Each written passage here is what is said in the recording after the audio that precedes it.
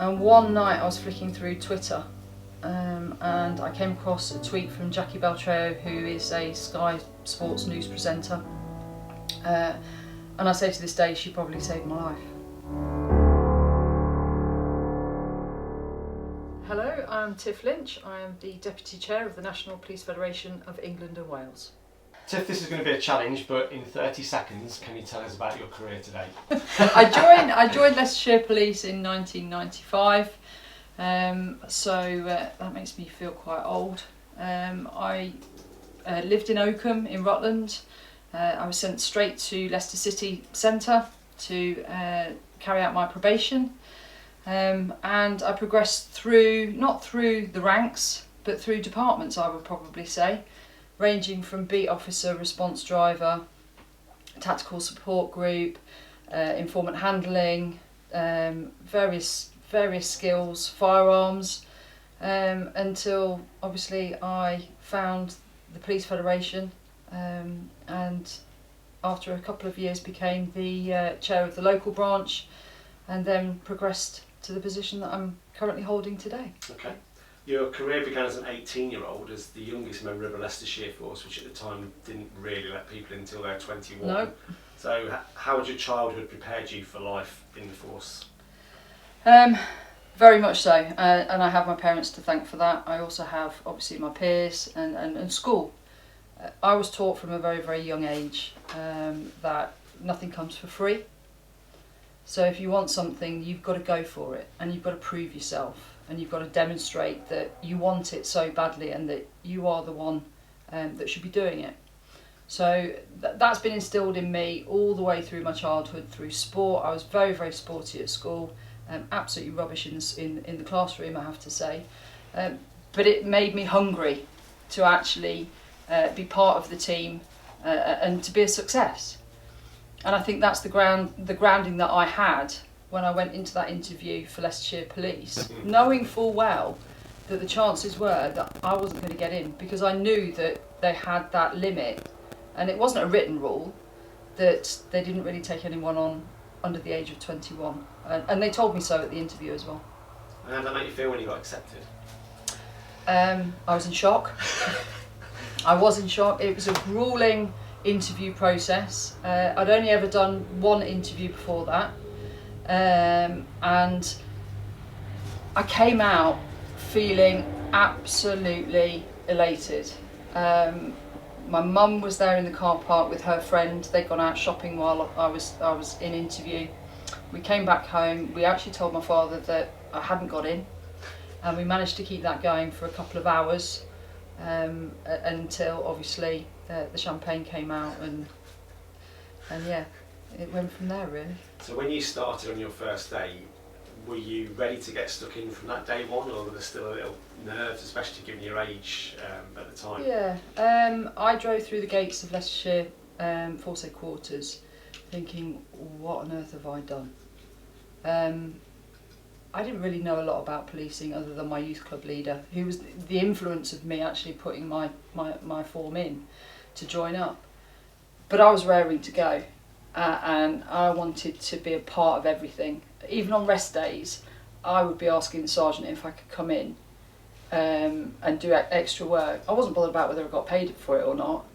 And I wasn't the only one. We were hungry, we were keen, and we wanted to go out there and prove ourselves. So yeah, it was a good time. And talking from there up until your career break, Yep. in 2006, how did your career develop, and what sort of roles did you take on, and what were you particularly attracted to? I wasn't attracted to promotion. I liked the teamwork. I liked being out and about, talking to the public, dealing with the public.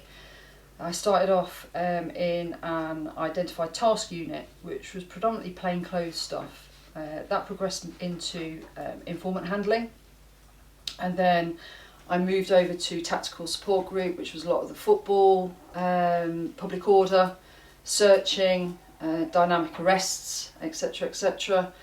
And then I wanted firearms. I could see that there were 2 females only on the firearms department.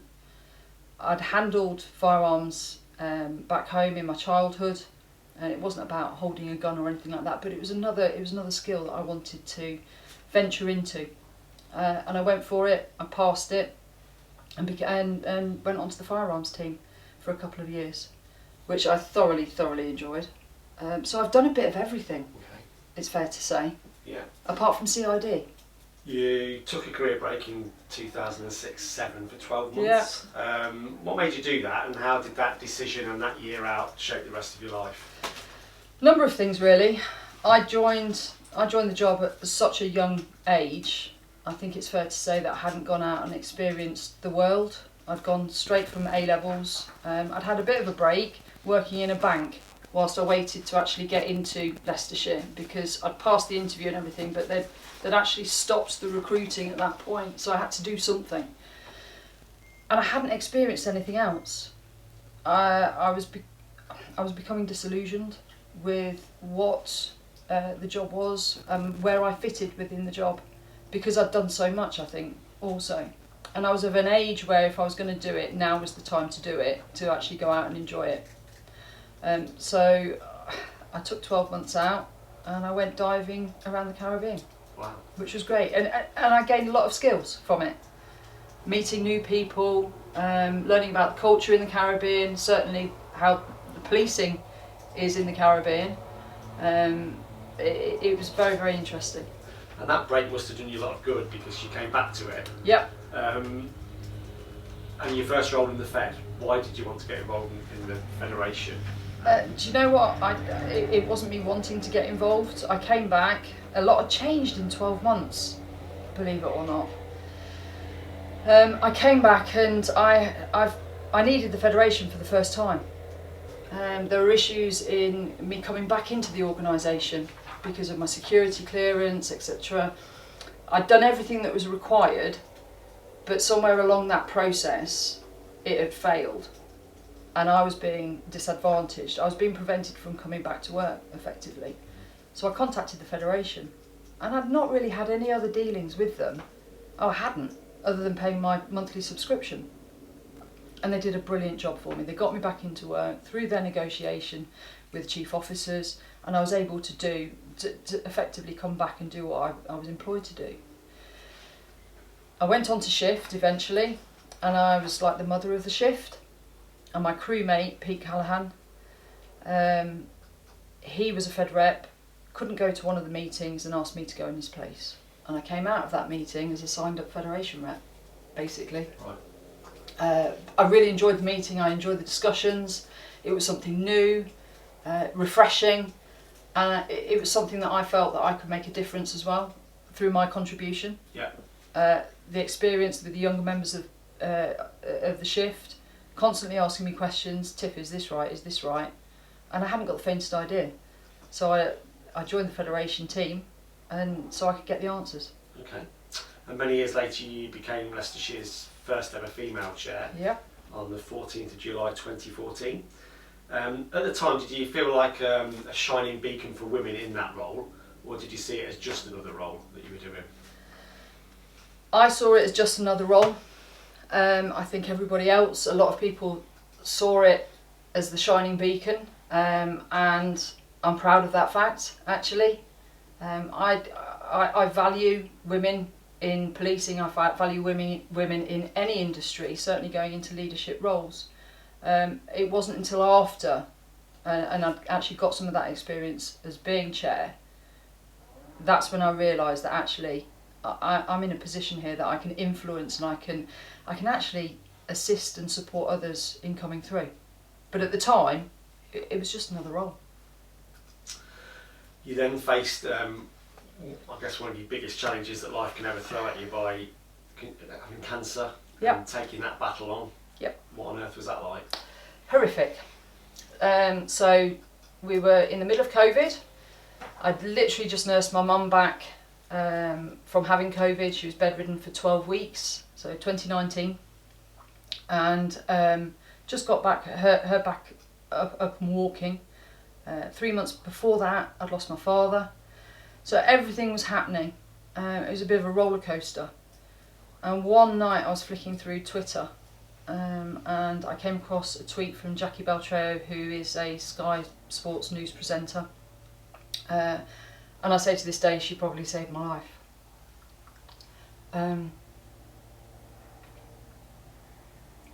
She was talking about the importance of self-checking. So I thought, I haven't checked for a long while, and literally I found 2 lumps straight away. Hadn't had any symptoms. I didn't think I'd had any symptoms, but I was feeling tired quite a lot, which I now know is one of the symptoms. So yeah, it was a big shock. But and I remember going downstairs. My mother lives with us. She assists me with the childcare for my daughter. And I said to her, I've found 2 lumps. I think it's cancer. And it was full steam ahead from there. Mindset was, and I think being a police officer has helped me in my mindset for that, because it was, I'm not giving up, I'm not quitting, and I'm going to get through this. And thankfully, I'm here today. And you're here today as another first, the first ever female deputy chair of the National Federation. Yeah. Was that an ambition that you had, or Yep. was it just an opportunity that came along and you seized it? Wasn't always my ambition.